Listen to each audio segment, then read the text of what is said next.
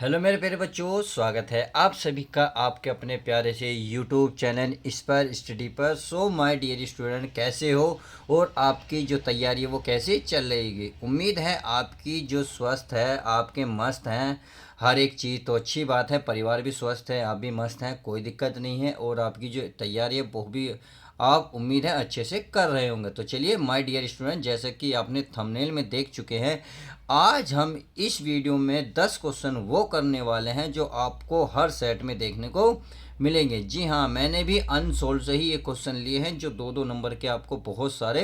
देखिए ये वाला सवाल तो कई बार कई सेट में देखने को मिला है, इसलिए मैंने सबसे ज़्यादा प्रेफरेंस इसे दी है, यानी कि पहले नंबर इसे दिया है। और मैं ऑल चैप्टर यानी कि सारे बुकों का एक एक चैप्टर का सारे क्वेश्चन लेने वाला हूँ। कक्षा कक्षा कौन सी है? 12th गणित के जो मोस्ट इंपॉर्टेंट क्वेश्चन है, और वो भी सारे दो दो नंबर के। तो उम्मीद है सब कुछ समझ में आ गया होगा। तो चलिए अब क्वेश्चन की शुरुआत करते हैं और क्वेश्चन देखते हैं। पहला इसमें क्या है आपका, x plus y plus z, x plus y plus z कई सारणिक के रूप में है। ये सारणिक वाला बराबर 5 7 9 सही है तो एक्स वाई और जेड का मान ज्ञात करें। तो इसको ज्ञात करने के लिए कितने आसान तरीका है, देखिए भाई। आप इसे क्या कर सकते हैं, इन्हें समीकरण एक दो मान सकते हैं। किसे?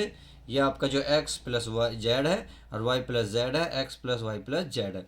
तो मैं इसको लिख लेता हूँ। यहाँ मैं लिख लूँ एक्स प्लस क्या है ये जेड बराबर कितना है, अगर इसकी कंपेयर करूँ कितना है 5। तो इसको मैं समीकरण क्या दे दूँ, समीकरण 1 दे दूँ। सही है। यहाँ तुलना भी लिख सकते हो अगर लिखना चाहते हो तो, नहीं तो आप डायरेक्ट भी लिखो, कोई दिक्कत नहीं है। अब आगे देखते हैं। आगे लिख रहा है आपका y प्लस जेड, तो यहाँ मैं लिखूँगा y प्लस जेड बराबर, ये बीच में तो बीच वाला कितना है 7। ये समीकरण नाम दे दो सेकेंड। बात समझ में आई। अब अगली तीसरी समीकरण क्या है, x plus y plus z बराबर कितना है आपका 9, और इसे समीकरण नाम दे दिया मैंने 3। इतनी बात आई होप समझ में आ गई होगी। अब करना क्या है मेरे प्यारे बच्चों, अब यदि मैं समीकरण को हल करूँ, देखिए कैसे भाई, कोई सी भी लेके हल कर सकते हैं, परंतु इसके साथ कंपेयर करनी है। चाहे पहले को तीसरे से ले लो या दूसरे को तीसरे से। इससे क्या होगा, एक तो हमारा वाई से वाई कटेगा, जेड से जेड कटेगा, एक्स का मान यही निकल जाएगा। तो चलिए मैं इसे लिख लेता हूँ। तो यहाँ मैं लिख सकता हूँ क्या, समीकरण सेकंड व थर्ड से। तो चलिए मैं ये लिख लेता हूँ। आपकी सेकंड समीकरण क्या है, यह है वाई प्लस जेड बराबर कितना है 7। सही है। आगे अगला क्या है भाई, x plus y plus z बराबर कितना है मेरे पे बच्चों 9। अब देखिए इसको मैं क्या करता हूँ, माइनस करता हूँ। ये तो आपकी समीकरण सेकंड थी और ये कौन सी समीकरण थी आपकी, थर्ड। अब इसको क्या करता हूँ मेरे बच्चों, माइनस करता हूँ। जब माइनस करूँगा तो सारे चिन्ह क्या होंगे, चेंज होंगे। तो आपने देखा ये प्लस है, माइनस कैंसिल, ये प्लस है और ये माइनस है कैंसिल। क्या बचा, प्यारा सा एक्स बचा। अब 9 में से 7 के माइनस के 2 बचे। इसका मतलब एक्स का मान कितना आ गया, माइनस के 2 आ चुका। एक्स का मान निकल गया। अब एक्स का मान निकालने के बाद हमें क्या चाहिए, वाई और जेड का, यानी कि सवाल में तो एक्स वाई सारा का मान पूछा। तो चलिए मैं इसको यहाँ लिख लेता हूँ ताकि आपको अच्छे समझ में आ जाए। इस एक्स का मान यदि मैं समीकरण किस में रख दूँ, एक में, यदि मैं समीकरण एक में रखूँगा तो आप खुद बता सकते हैं जेड का मान कितना आएगा, बता सकते हैं। तो यहाँ लिखेंगे एक्स का मान समीकरण एक में रखने पर, क्या एक में रखने पर। तो चलिए रख देते हैं। तो ये है हमारा x प्लस जेड बराबर 5। इस x का मान कितना आया, माइनस का 2। तो इसमें माइनस का 2 यहाँ रख सकता हूँ, प्लस z बराबर कितना है 5 है। अब इस 2 को मैं उधर लेके जाऊँगा तो z बराबर 5, माइनस का उधर क्या हो जाएगा, प्लस का। तो z बराबर क्या हो जाएगा, 5 और 2 7, और यही इसका क्या आ जाएगा आंसर। हमारा x का मान निकला, z का मान निकला। अब किसका चाहिए हमें, हमें चाहिए y का। तो इस अगर मैं इस y की वैल्यू इसमें रख दूं तो क्या आएगा भाई, हमारा कुछ गलत तो नहीं हो गया, चेक कर लेते हैं भाई। हमारी तो 7 7 2 9, x plus y plus z, x plus y z. हमने क्या करा, समीकरण क्या ली, 2 सेकंड, यानी कि 2 सेकंड, 2 सेकंड को ली। तो वाई प्लस जेड बराबर 7, एक्स प्लस वाई प्लस 9। तो हमने क्या करा, समीकरण को घटाया। तो y से y कट गया, z से z, x बराबर माइनस के क्या बचे, प्लस माइनस के 2। चलिए बच गए। अब इस माइनस को मैं यहाँ 2 रखूँगा तो उधर जाके ये हो जाएगा प्लस, तो ये हो जाएगा 5 5 और 2 7। क्या इतनी बात सही है कि एक्स प्लस वह सही है। अब ये आ गया सर। अब ये किसका हमें चाहिए कि मेरे पर जो वाई की वैल्यू, वाई कहाँ है, ये रहा, कितना है, ये रहा। अब यदि मैं इसमें रखता हूँ तो मान क्यों अलग आ रहा है, चेक कर लेते हैं। यदि मैं इसका -2 रखूँगा, यहाँ रखूँगा 7, माने तो 5 5 है 4, तो 4 आना चाहिए, तो इसमें 4 क्यों नहीं आ रहा। जेड का मान 4 रखता हूँ, कुछ दिक्कत है। चलिए इसमें रख लेते हैं समीकरण थर्ड में। तो मैं रख रहा हूँ जेड का मान, कुछ नहीं प्यारे बच्चों, इसमें एक मिस्टेक है। देखिए एक्स का क्या, माइनस का वाई, तो हम माइनस का भूल गए थे, तो माइनस से माइनस खत्म, समझ में आया। तो ये इसका मतलब x बराबर कितना है, 2, तो इसका मतलब x का मान है 2। तो चलिए यहाँ प्लस आएगा, अगर प्लस आएगा तो इधर ले जाएंगे तो क्या बनेगा, ये माइनस।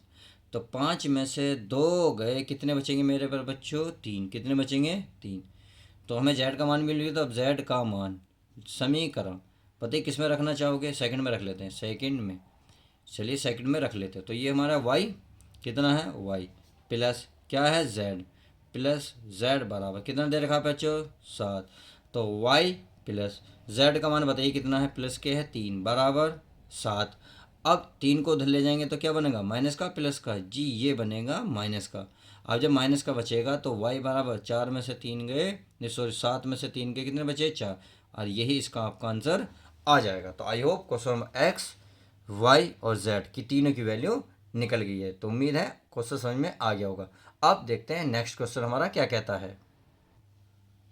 क्वेश्चन नंबर है हमारा सेकंड। इसमें बोला वह अंतराल ज्ञात कीजिए जिसमें फलन, यानी कि एक फंक्शन दे रखा आपका 2x3 - 3x² -36x plus 36x+7 Varthaman है।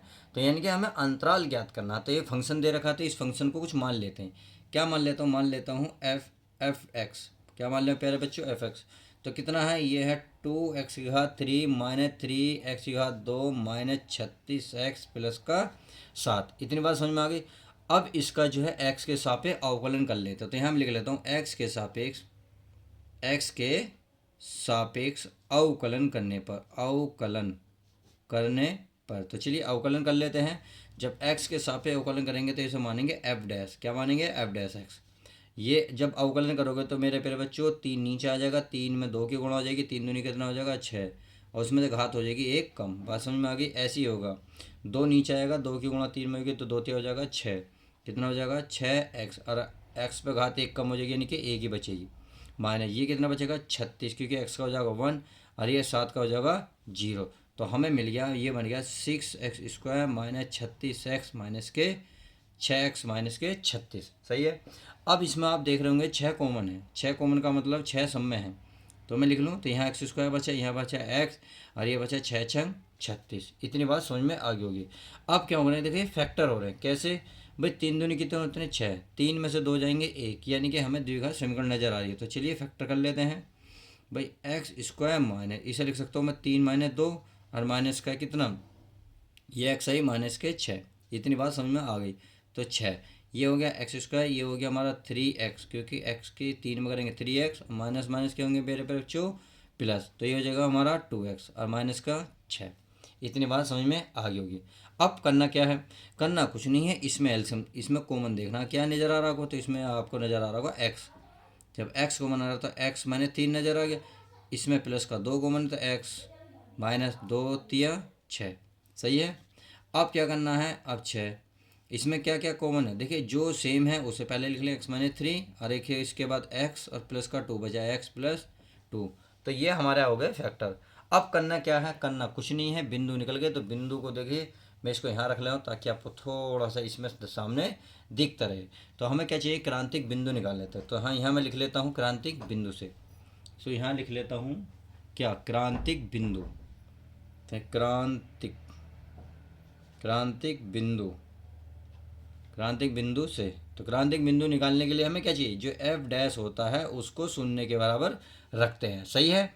अब जब शून्य के बराबर रखेंगे तो एफ डैश की वैल्यू कितनी आई, आपके सामने आई है 6 इंटू में x - 3 x + 2। तो इसको मैं रख लेता हूँ। तो 6 ये x - 3 और x + के 2 बराबर क्या, 0। अब आप खुद बताएं, 6 को उधर पहुँचेंगे तो 0 बनी, तो इसका मतलब क्या बचा, x - 3 और x प्लस 2 बराबर क्या बचा 0, क्योंकि 6 गुणा में गुणा की चीज़ जैसे ही 0 के नीचे पहुंचेगी सारा 0। इतनी बात समझ में आ गई। अब क्या करना है, इसकी तुलना कर लेते हैं। यानी कि x मैंने 3 बराबर इसको 0 का बराबर रखूँगा तो x बराबर कितना निकल आएगा 3। अगर मैं इसको 0 के किसके, अगर इसको 0 का बराबर रखूँगा यानी कि x प्लस 2 बराबर 0, तो x बराबर क्या आएगा -2। तो एक बिंदु आया -2, एक आया हमारा 3। अब इसे हम रेखा पर प्रदर्शित कर लेते हैं। कैसे, देखिए ये रहा, ये एक रेखा है। मान लेते हैं इसका मूल बिंदु है हमारा 0। तो इधर चलता है, तुम्हें पता है माइनस में, यानी कि माइनस इनफाइनाइट तक चलता है, और इधर चलता है प्लस का इनफाइनाइट तक। इतनी बात समझ में आ गई। अब बिंदु क्या है -2, -2 का मतलब 1 -2 यहाँ मान लो, यहाँ है -2, और ये 3 है तो 1 2 3 लगभग यहाँ मान लो ये प्लस का 3। तो हमें अंतराल मिल गए। क्या मिल गए, अंतराल। तो आप यहाँ लिख सकते हैं फलन, क्या, फलन f(x), अंतराल, अंतराल ये मिल गए।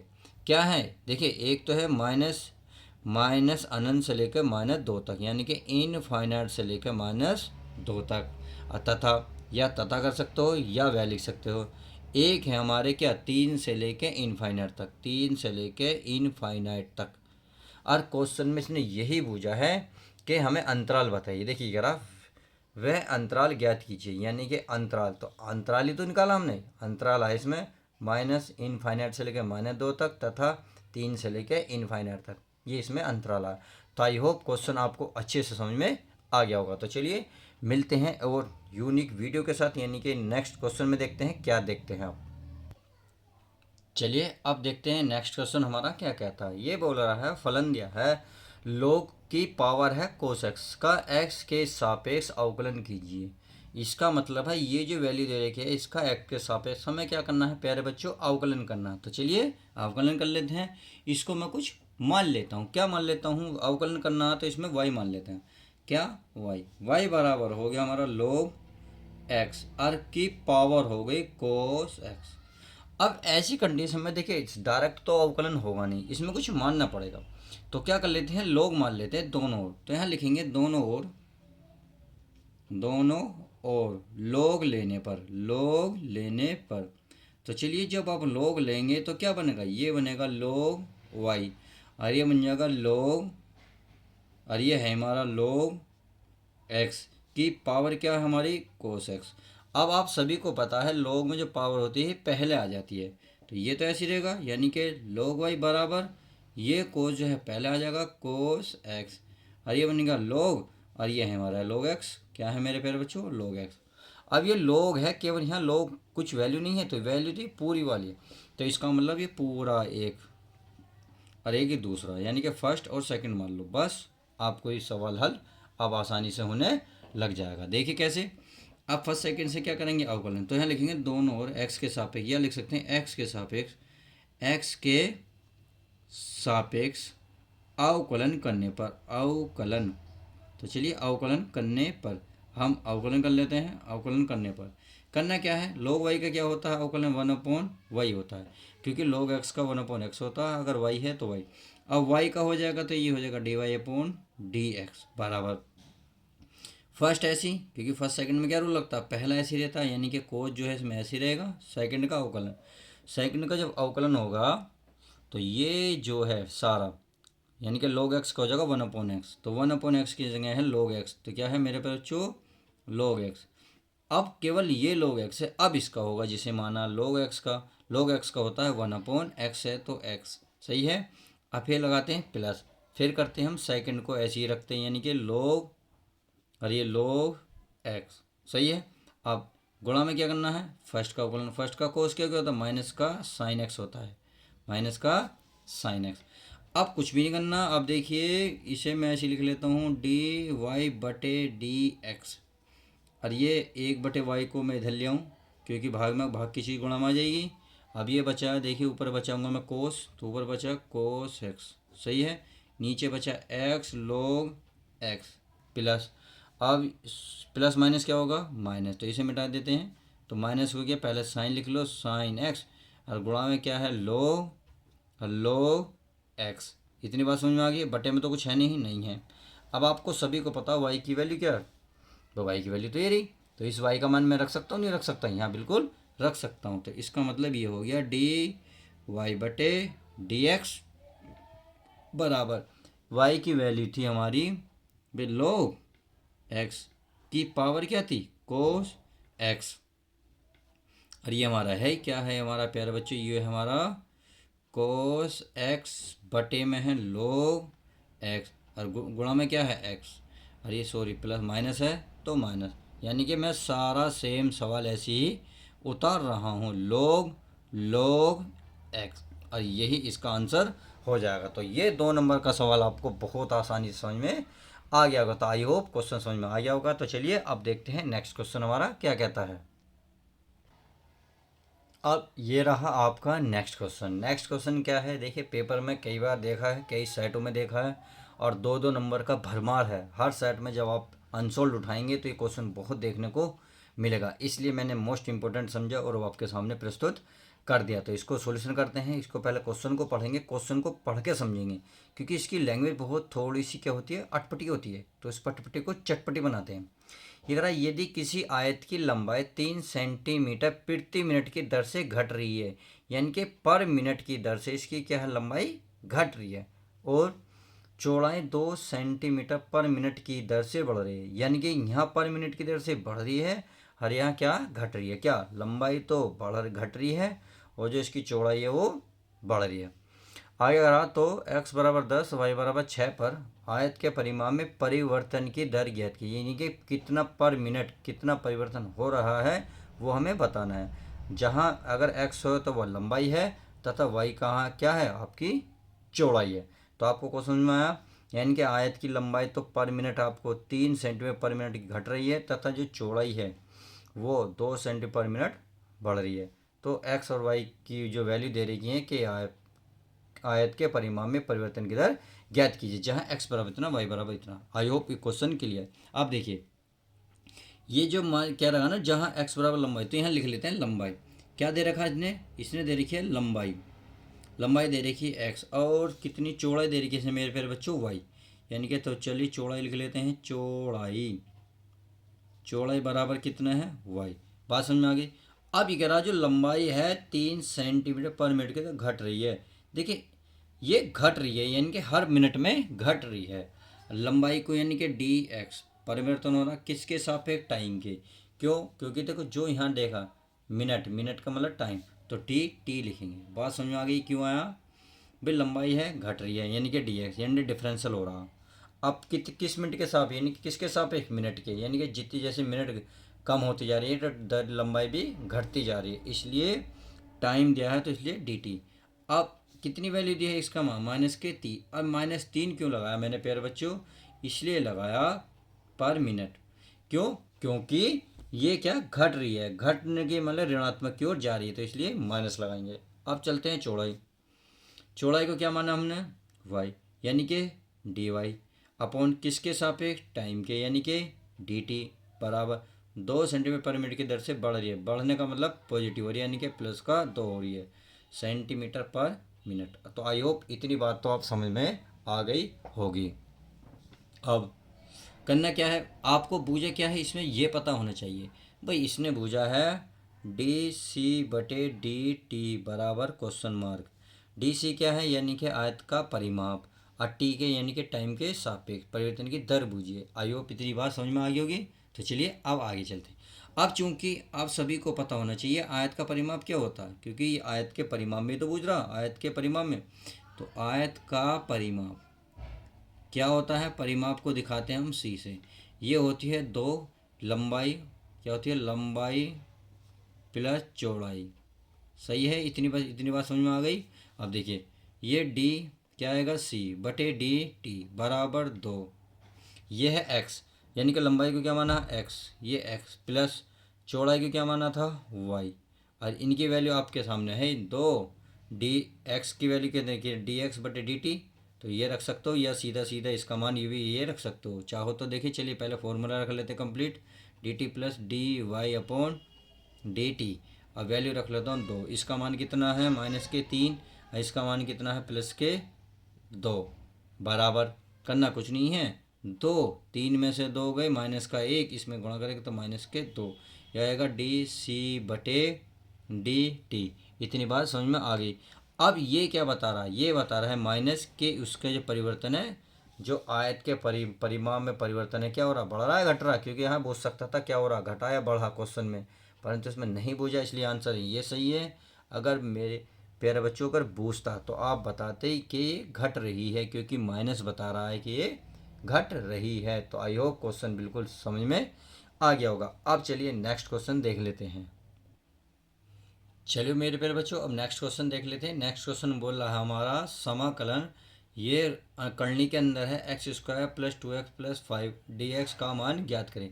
देखिए इस तरीके सवाल पेपर में 2 नंबर के बहुत कई बार पूछे गए हैं और पूछे भी जाएंगे। मैंने आपको देखा जाए तो मैंने ये पूरी एक्सरसाइज कंप्लीट करा दी है। आपने नहीं देखे तो प्लेलिस्ट जाइएगा, प्लेलिस्ट में सारे सवाल देख लीजिएगा। तो ये सवाल कई बार आया है, तो चलिए इसको सोल्व कर लेते हैं। इन सवालों को सोल्व करने के लिए सबसे पहले अंदर ध्यान रखना है, इसका फॉर्मूला बनाते हैं, अर्थात करने का वर्ग बनाते हैं, पहले का वर्ग दूसरे का वर्ग। तो इसको फॉर्मूला बनाने के लिए आपको कुछ ना कुछ तो करना होगा। करना क्या होता है ऐसी कंडीशन में, जब आप देख रहे होंगे एक्स स्क्वायर प्लस 2x, तो जहाँ सिंगल एक्स होगा यानी कि एक्स की पावर 1 वाला होगा, तो उसके जो भी गुणा में होगा उसे यहाँ लिखोगे, उसे लिखने से उसे 2 से भाग करोगे। जब 2 से भाग करोगे, काटने के बाद कितना 1, तो उतना ही जोड़ोगे और इतना ही घटाओगे। सपोज करोगे यहाँ 5 होता, तो 5 होता कि 5 कटता तो नहीं भाई, 1/2, तो ये कितना था 5/2 बनता। तो 5/2 जोड़ते और घटाते। कहने का मतलब अगर यहाँ जो भी होगा उसे 2 से भाग देंगे, फिर इसको हम जोड़ेंगे और उसको घटाएंगे। इस तरीके से सवाल ये होते हैं। तो चलिए पहले मैं आई बराबर मान लेता हूँ, ये हमारा इंटीग्रल यानी कि x square plus 2x plus 5 और इंटू में क्या है dx। अब मैं क्या कर लेता हूँ, चलिए इसको लिख लेता हूँ, रूट के अंदर एक्स स्क्वायर प्लस 2x। अब कितना जोड़ना था भाई, 1 जोड़ना था और 1 ही घटाना था, प्लस का 5 ऐसे ही हमारा, ऐसे ही सब करना रूट के अंदर ही है। इतनी बात समझ में आ गई। अब देखिए करना क्या है, अब इसको करना कुछ नहीं है, इसको ध्यान से देखेंगे इतना, ये आपका फॉर्मूला नज़र आ रहा होगा x+1 का स्क्वायर, क्योंकि जब इसका फॉर्मूला खोलोगे तो यही आएगा। अब 5 में से 4 गया, 5 में से 1 गया, कितने बचेंगे 4, बड़ी संख्या का निशान, तो ये हमारा बन गया। अब मैं इसको क्या कर सकता हूँ भाई, इसको कुछ कर सकता हूँ नहीं कर सकता हूँ, 4 का बिल्कुल कर सकता हूँ, क्यों, मैं 2 का स्क्वायर नहीं कर सकता, बिल्कुल कर सकता हूँ। तो अब ये आपको यहाँ फॉर्मूला नज़र आ गया। अब करना क्या है मेरे प्यारे बच्चों, इसे टी मान लेना। क्या मानना है, टी। यदि मैं इसे टी मानूंगा तो देखिए ये हो x+1 बराबर टी, यहाँ लिख लेता हूँ मैं माना, क्या माना। जब मैं मानूंगा तो ये इसका अवकलन करूँगा, अवकलन करूँगा x का क्या हो जाएगा dx, 1 का तो 0 हो जाएगा और x का हो जाएगा dt। तो चलिए सवाल में चलते हैं। सवाल में क्या करा है, ये करा इंटीग्रल dx, dx के स्थान पे कितना लिखूंगा मैं dt, यहाँ लिखता हूँ मैं dt, और अंडर रूट में इसके स्थान पे क्या लिखूंगा मैं टी, क्योंकि इसने को क्या माना मैंने प्यारे बच्चों टी, तो टी का हो गया स्क्वायर प्लस, अब ये 2 का स्क्वायर है इंटू डी टी। अब आप खुद बताएं ये फॉर्मूला किस चीज़ का नज़र आया। जी हाँ, देखिए मैं आपको फॉर्मूला बताता हूँ। इंटीग्रल ये बन गया रूट के अंदर भाई आपने देखा होगा भाई x square plus a square into में डी एक्स, तो किसका फॉर्मूला होता है, ये होता है x/2 रूट के अंदर a square plus x square plus 2 log, ये इसका क्या होता है formula, into x plus root के अंदर x square plus a square और प्लस का क्या सी, तो ये इसका फॉर्मूला है। अब अगर इससे कंपेयर करेंगे तो ये जो है आपका x का काम करेगा और ये आपका a का काम करेगा, यानी कि a का मान 2 और x का मान t। तो जहाँ x नज़र आएगा वहाँ t रखेंगे और जहाँ आपका a नज़र आएगा वहाँ 2 रखेंगे। तो चलिए आई होप रख लेते हैं, क्वेश्चन तो समझ में आ रहा होगा। मैं आपके सामने रख देता हूँ ताकि आपको क्वेश्चन सब कुछ क्लियर हो जाए। तो यहाँ रखता हूँ मैं इसको, तो रख लेता हूँ कैसे, इस इंटीग्रल तो नहीं लगेगा, अब लगेगा यानी कि x के स्थान पर क्या लगेगा t, t बटे में कितना मेरे प्यारे बच्चों 2 बटे में 2 अंडर रूट a के स्थान पर कितना है 2 का स्क्वायर प्लस t का स्क्वायर प्लस 2 log। अब क्या इसमें अंडर, इसके अंदर कोष्टक के मतलब डिब्बे के करना क्या है x के स्थान पे क्या है मेरे प्यारे बच्चों t प्लस ये है हमारा t का स्क्वायर प्लस ये a यहाँ है ना a, तो a की जगह कितना है 2 और कोष्टक प्लस c, समझ में आ गया। तो चलिए अब टी जो माना था उसको हम रख लेते हैं। टी का मान क्या माना, x+1। तो जहाँ जहाँ आपको टी नज़र आएगा वहाँ x+1 रख लेंगे। तो चलिए रख लेते हैं। मैं यहाँ रख लेता हूँ x+1/2 और अंडर रूट में 2 का स्क्वायर, 2 का स्क्वायर 4 कर दूँ, 2 का स्क्वायर तो 4 हो गया। चलिए प्लस टी की वैल्यू कितनी थी, x+1 का स्क्वायर, सही है, प्लस और ये कितना होगा 2 log टी का मान है x+1, फिर प्लस ये टी का वैल्यू कितनी है x+1 का स्क्वायर हो गया, प्लस 2 का स्क्वायर कितना होगा 4, प्लस का c। सही है मेरे प्यारे बच्चों। अब देखिए ये तो ऐसे ही रहेगा भाई, x+1/2 अंडर रूट। देखिए इसका अगर फॉर्मूला खोलोगे, देखो आप एक बार ध्यान से देखो भाई, इस लाइन को देखो, x+1 का स्क्वायर/4, तो इसका मतलब ये कहाँ से आई है, और ये बन गई है, तो इसका मतलब ये वाली लाइन बन जाएगी नहीं बनेगी भाई। आप ऐसा फॉर्मूला खोलोगे तो इससे ये आएगा। अब ये बिल्कुल ही ऊपर वाली लाइन तो पहुँचेगी कि 1 से 1 कट देगी, तो इसका मतलब मैं इसके स्थान पर ये वाली चीज़ रख सकता हूँ। तो मैं रख सकता हूँ भाई x² + 2x + 5, इतनी बात समझ में आ गई, प्लस 2 log, सही है। ये x+1 ऐसी रहेगा, प्लस इसके भी वही यही वाला फॉर्मूला बनेगा। चलिए बना लिख लेते हैं भाई, x² प्लस का 2x प्लस का 5, सही है, और प्लस का क्या बन जाएगा, प्लस का c, और यही फाइनली आपका आंसर हो जाएगा। तो आई होप क्वेश्चन बहुत अच्छे से समझ में आ गया होगा। तो चलिए अब देखते हैं नेक्स्ट क्वेश्चन हमारा क्या कहता है। चलिए अब देखते हैं नेक्स्ट क्वेश्चन हमारा क्या कहता है। ये बोल रहा है सदिशों, यानी कि सदिश दिए हैं आपके i कैप, ये कैप है, +2j+3k और 3i-2j+k के बीच का कोण ज्ञात कीजिए। देखिए बीच का कोण बहुत एग्जाम में आता है, 2 से 3 नंबर तक क्वेश्चन ये बन जाता है। अगर थोड़ा सा टफ करेगा तो 3 नंबर, नहीं तो 2 नंबर तो आपको दे के ही जाएगा। अब इस क्वेश्चन की शुरुआत करते हैं। देखो इसको कुछ मान लेते हैं, मान लेता हूँ ए, इसको बी मान लेता हूँ। तो मान लेते हैं, माना ए का वेक्टर, ये आपका कितना 2i, सॉरी i प्लस, ये तो प्लस का i है, माइनस का 2j प्लस का 3k, इतनी बात समझ में आ गई। इसको मैं क्या मान लेता हूँ, इसको b मान लेता हूँ। तो b बराबर के 3i-2j प्लस का k, इतनी बात समझ में आ गई मेरे प्यारे बच्चों। यानी कि जो ऊपर दिए हैं वो मैंने लिख लिया है। अब इसने पूछा है बीच का कोण, तो किसके, ए और बी के। तो लिख लेता हूँ, माना वेक्टर ए तथा वेक्टर बी के बीच का कोण, तो बीच का कोण क्या मान लेता हूँ, थीटा है, थीटा हो तब तो क्या होगा, तो हमारा क्या फॉर्मूला बनेगा, तब हमारा फॉर्मूला होता है कोस थीटा बराबर ए का वेक्टर डॉट ए वे बटे में ए का मापांक इंटू बी का। बात समझ में आ गई, ये इसका क्या है, आपका फॉर्मूला है। तो आई होप इतनी बात तो समझ में आ गई होगी। अब इसमें इसकी वैल्यू रख लेते हैं। तो चलिए वैल्यू रख लेता हूँ मैं भाई, ये तो ऐसी रहेगा।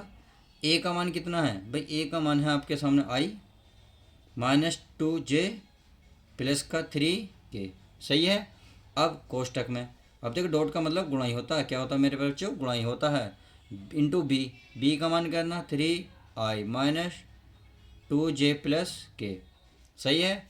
अब बटे में क्या लग रहा है, ए का मोड बी का मोड का मतलब होता है जो आई जे की गुणा में होंगे उनका वर्ग करके अंडर रूट, अर्थात इस तरीके से। यानी कि आई की गुणा में कितना 1, तो 1 का स्क्वायर प्लस जे की गुणा में -2, 2 का स्क्वायर प्लस के की गुणा में कितना 3, तो 3 का स्क्वायर, समझ में आ गई, का अंडर रूट गुणा। अब इसमें क्या है बी, तो बी का मोड निकल लेते हैं। तो बी में ये वाली वैल्यू है तो इसकी रख लेते हैं, यानी कि 3 का स्क्वायर प्लस -2 का स्क्वायर प्लस 1 का स्क्वायर। बात समझ में आ गई। तो चलिए अच्छी बात है, आपके बात सबको समझ में आ गई होगी। अब आपको पता है कि इसमें किस किस की गुणा होती है, इसमें आई की गुणा होती है, यानी कि आई की आई में होगी, जे की जे में होगी, के की के में। तो मैं आई की 3i में करूँगा तो कितना आएगा, केवल 3 आएगा। क्या आएगा, 3, क्योंकि आई गुणा आई क्या होता है भाई, आई क्रॉस आई होता है 1, तो आई के आई में अगर 1 और 1 में 3 की गुणा हो गया 3, इसलिए मैंने आई नहीं लिखा। ऐसी जे माइनस क्या हो गया, प्लस 2 दूनी 4। अब ऐसे आगे करेंगे, 3 गुणा ए कितना होगा 3, इतनी बात समझ में आ गई। अब आगे चलते हैं, 1 का वर्ग 1, 2 का वर्ग 4 प्लस 3 का वर्ग मेरे प्यारे बच्चों 9, समझ में आ गई। अब आगे चलते हैं, 3 का वर्ग 9 प्लस 2 का वर्ग 4 प्लस 1 का वर्ग 1। अब चलिए इतनी बात तो समझ में आ गई होगी। हमें तो कोण चाहिए। देखो ऊपर का जोड़ देंगे, 3 और 3 6, ये हो गया 10। कितना हो गया 10। अब ये हो गया 9 और 4 13 और 1 14, ये हो गया रूट में 14 गुणा ये क्या 9 ये भी हो गया हमारा 14। सही है। अब देखिए कोस थीटा हमारा चल ही रहा। अब ये बताइए भाई 10 अंडर रूट से बाहर निकालेंगे, जोड़ा है तो कितना आएगा 14। अब किससे कट रहा है, ये कट रहा है आपका 2 से। 2 सत्ते 14, 2 पंजे 10। तो इसका मतलब अगर मैं आपसे बूझने लगूँ तो बताइए कोस थीटा वैल्यू कितनी होगी। भाई कोस थीटा बराबर 5 बटे कितना 7। अब कोस में ये वैल्यू होती नहीं, हमें चाहिए थीटा का मान। तो जब कोस को ले जाएंगे तो ये थीटा बराबर ये बनेगा कोस इनवर्स। क्या बनेगा, कोस इनवर्स। और कोस इनवर्स से आ जाएगा 5/7। और यही इसका आंसर फाइनली हो जाएगा। तो आई होप क्वेश्चन ये भी पूरी अच्छी तरीके से समझ में आ गया होगा। तो चलिए अब देखते हैं नेक्स्ट क्वेश्चन हमारा क्या कहता है। तो चलिए अब नेक्स्ट क्वेश्चन है आपका सामने समाकलन का। ई की पावर एक्स कोष्टक के अंदर है 1 प्लस एक्स और पूरे के बटे में है कोस स्क्वायर एक्स इंटू ई की पावर एक्स का मान ज्ञात करना। देखिए इस तरह के सवाल को हल करने के लिए क्या किया जाता है, पहले जो अगर इसके कोस हो साइन हो, अगर इनके गुणांक में कुछ दिया हो तो उसको कुछ मान लेते हैं। जैसे यहाँ दिया है कोस स्क्वायर, इसके गुणांक में दिया है एक्स ई की पावर एक्स, यानी कि एक्स ई की पावर एक्स क्या मान लेता हूँ, मान लेता हूँ। तो जब मानेंगे तो चलिए मैं मान लेता हूँ, यही मान लेता हूँ माना। ये हो गया हमारा एक्स ई की पावर एक्स बराबर मैंने मान लिया टी। सही है। अब मेरे प्यारे बच्चों ये फर्स्ट सेकंड से अवकलन कर दो। तो पहला तो ऐसे ही रहेगा। अब इस सेकंड का अवकलन होगा ई की पावर एक्स, फिर हमारा सेकंड ऐसे ही रहता है। फर्स्ट का अवकलन एक्स क्या हो जाएगा 1 और पूरे का बटे, और एक्स का हो जाएगा डी एक्स बराबर डी टी। अब आप देख लेंगे इसमें ई की पावर क्या है, एक्स कॉमन है। तो ई की पावर एक्स कॉमन, तो यहाँ बचा हमारा एक्स प्लस यहाँ का बचा 1 इंटू डी एक्स बराबर डी टी। तो मैं क्या कर सकता हूँ, 1 को पहले एक्स को बाद में लिख सकता हूँ, कोई दिक्कत तो नहीं। चलिए लिख सकता हूँ यहाँ हो गया 1 प्लस एक्स और ये हमारा डी एक्स बराबर क्या है डी टी। तो आपने देखा ये वाली लाइन आपको ऊपर नज़र आ रही होगी भाई, ई की पावर एक्स कोष्टक के अंदर 1 प्लस एक्स, देखिए ये रहा इंटू में क्या डी एक्स, तो ये रहा। इसके स्थान पर केवल कितना आएगा डी टी, और बाकी नीचे वाला हमने माना ही है। तो चलिए लिख लेता हूँ मैं, इसके स्थान पे क्या लिख रहा है केवल डी टी। अब ये क्या हमारा कोस स्क्वायर और इसको माना सारे हमने टी, तो ये हमारा पास आ गया डी टी बटे कोस स्क्वायर टी। अब आप खुद बताएं 1 कोस स्क्वायर टी, यानी कि बटे में तो है 1 बटे कोस स्क्वायर टी क्या होता है, ये होता है सेक स्क्वायर। क्या होता है मेरे प्यारे बच्चों, सेक स्क्वायर टी, और ये डी टी। समझ में आ गया। अब करना क्या होगा, सेक स्क्वायर का आपको अब समाकलन पता होना चाहिए। सेक स्क्वायर का होता है 10x। क्या होता है 10x, x के स्थान पर क्या है t और ये प्लस का c। अब t, जो t की वैल्यू मानी वो t की वैल्यू यहाँ रख लेता हूँ। तो यह मैं रख लेता हूँ 10, t का मान है x e की पावर x और प्लस का c, और यही फाइनली आपका आंसर हो जाएगा। तो देखा कितना छोटा सवाल है और 2 नंबर आपको देके जाएगा। अब चलते हैं नेक्स्ट सवाल देख लेते हैं इस वीडियो का क्या कहता है। मोस्ट इंपॉर्टेंट है, वीडियो में कहीं मत जाइएगा, वीडियो जरूर देखें कंप्लीट। अब चलिए देखते हैं नेक्स्ट क्वेश्चन हमारा क्या कहता है। ये कह रहा है यदि पी ए बराबर दे रखा 6/11 और पी बी बराबर 5/11 और पी ए यूनियन बी की वैल्यू दे रखी है 7/11, तो ये कह रहा है पी ए बटे वी का मान ज्ञात करें। तो चलिए इसको ज्ञात करने के लिए आपको 2 चीज़ पता होनी चाहिए। एक तो ये ज्ञात करने के लिए आपको सबसे पहले एक चीज़ पता और होनी चाहिए, क्या, पी ए इंटरसेक्शन बी। अगर ये पता होगा तभी आप इसको ज्ञात कर पाएंगे। तो यानी कि इसको ज्ञात करने से पहले आपको ये ज्ञात करना होगा। तो आपको क्या फॉर्मूला पता है अगर ये चीज़ दे रखी हो, तो चलिए मैं इस फॉर्मूले को लिख देता हूँ, ताकि पहले इसको लिख लेते हैं। भाई क्या दे रखा, पी ए का मान है 6/11, ऐसी पी बी का मान कितना दे रखा 5/11, और पी ए यूनियन बी बराबर कितना दे रखे 7/11।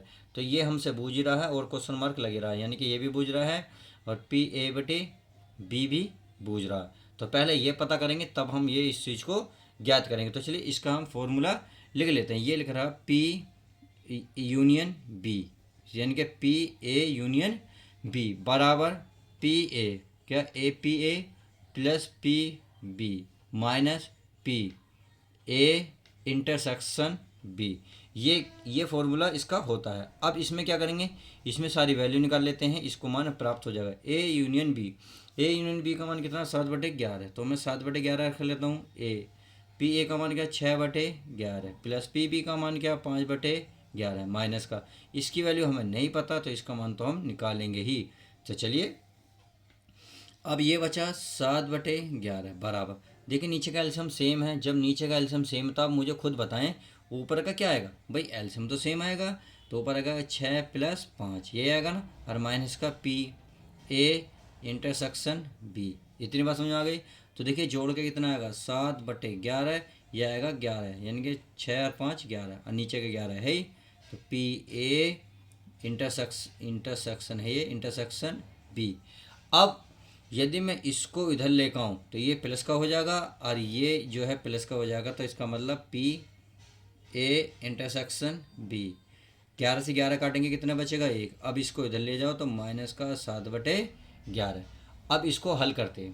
भाई 11 कम 11, 11 में से चलिए मैं लिखता हूँ 11 कम 11 माइनस 7/11, सही है, ये हमारा चल ही रहा।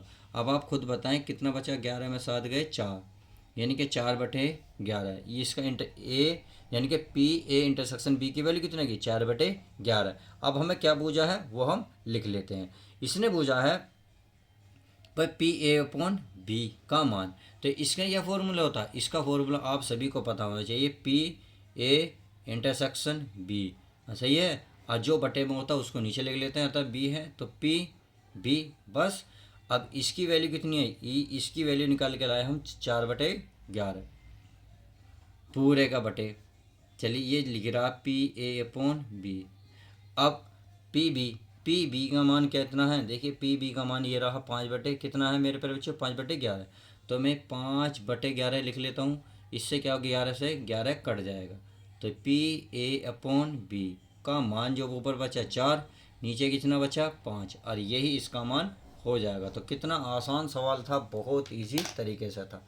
वीडियो कैसी लगी प्लीज़ लाइक और शेयर करके ज़रूर बताएं। तो चलिए मिलते हैं नेक्स्ट वीडियो में, जब तक के लिए दोस्तों goodbye, take care, love you guys.